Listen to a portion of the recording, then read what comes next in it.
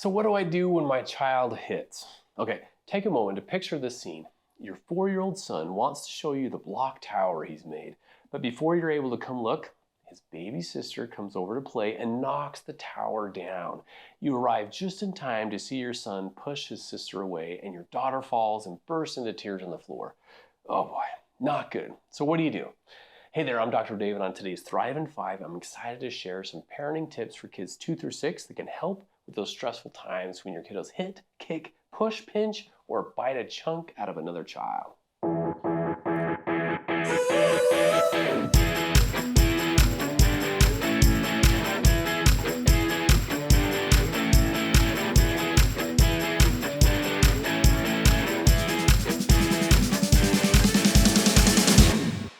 Okay, let's think back to that scenario with the little boy pushing his younger sister. It's not an unusual thing for kids to do that at this age. In fact, it's pretty normal and common. But of course, you want him to know that it's not okay. You probably want him to learn to take responsibility, make amends, and do better in the future. With emotions running high all around, it can be a tough spot to be in as a parent. But how we respond rather than react to situations like this can either help or make things worse in the long run. This is one area of parenting where it's really important to remember as we build healthy relationships with our kids, they'll be more open to our correction. We need to build connection, and then we can more effectively direct and correct our kiddos' behavior. Of course, this doesn't mean letting your kids get away with things like pushing, but it's helpful to keep that big picture in mind as we set boundaries, keep everyone as safe as possible, and help our children to understand that violence, it's not acceptable. The key here is that when they feel connected to you, they'll be more open to learning other options for handling those strong feelings and tough situations. So Dr. Dave, what do? All right, here's some basic tips that can help you with those goals. First, keep in mind that your child probably isn't trying to be bad or mean. They're still learning to understand and regulate their feelings, and they don't have a lot of problem-solving experience yet. So when they hit or push, it's probably their way of expressing themselves and asking for help and getting their needs met. Now, that doesn't make it okay, of course, but it's important to remember that they probably want to get along with others and figure out better ways to handle hard emotions. They just don't know how sometimes, so they need your help to learn. It takes time and a ton of practice for kiddos to learn how to use their words or find other ways to problem solve in high emotion situations. So try to be patient with them and with yourself.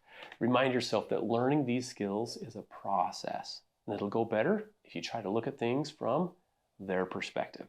Tip number 2, prevent problems when you can. For example, when your child is tired or hungry, it's probably not the best time to have them play with other kids. Think about it. When you're tired and hungry, it's hard to respond well when people aren't nice to you, right? So it's probably even harder for your kiddos to do so. Things like cutting play dates short or packing some extra snacks for long outings can help. Okay, tip number 3, take action without insult. Sometimes you'll need to physically intervene to keep people safe, maybe even grabbing or blocking the child to protect someone.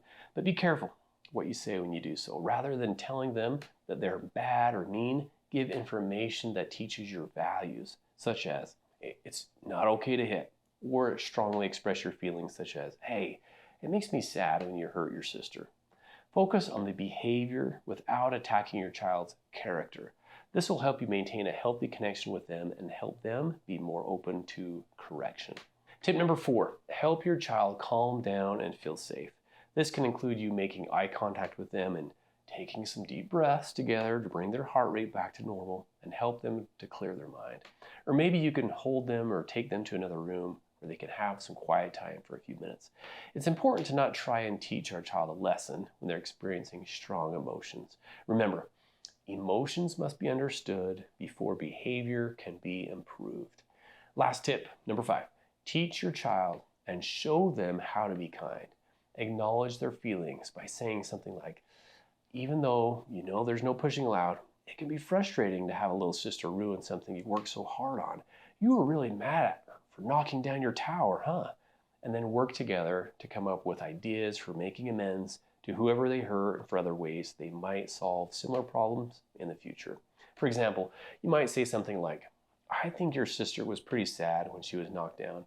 What do you think you could do next time when you get frustrated with her instead of pushing or hitting?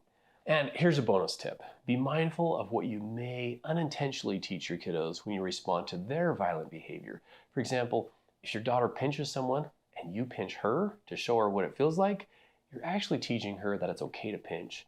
If you call her a bad girl, it may make her more resentful than remorseful. Not only that, but she might believe that she really is bad. So what's the point of trying to be nice? Now, it can be tricky to keep these kinds of things in check when you are also upset, but keep trying. Getting our own hearts right is half the battle. So those are the 5 tips of the day. 1, look at things from your child's point of view and remember that it's a process to learn better behaviors. 2, prevent problems when possible. 3, take action without insult. 4, help your child calm down and feel safe. And 5, teach and show your child how to be kind. Whew, there's a lot that can be said about this tricky parenting subject, but these are tips that can help you off to a great start. And here's some of my favorite books when it comes to little children: How to Talk So Little Kids Will Listen and Raising an Emotionally Intelligent Child. Don't worry, I'll put links to these books in the description and the comments below. So give this video a like, share it with a friend, and leave a comment about how you handle strong emotions and hitting in your household. But that's all for now. I'm Dr. Dave, and this has been another Thrive. For the best relationship tips and happy hacks, visit drdavespeaks.com.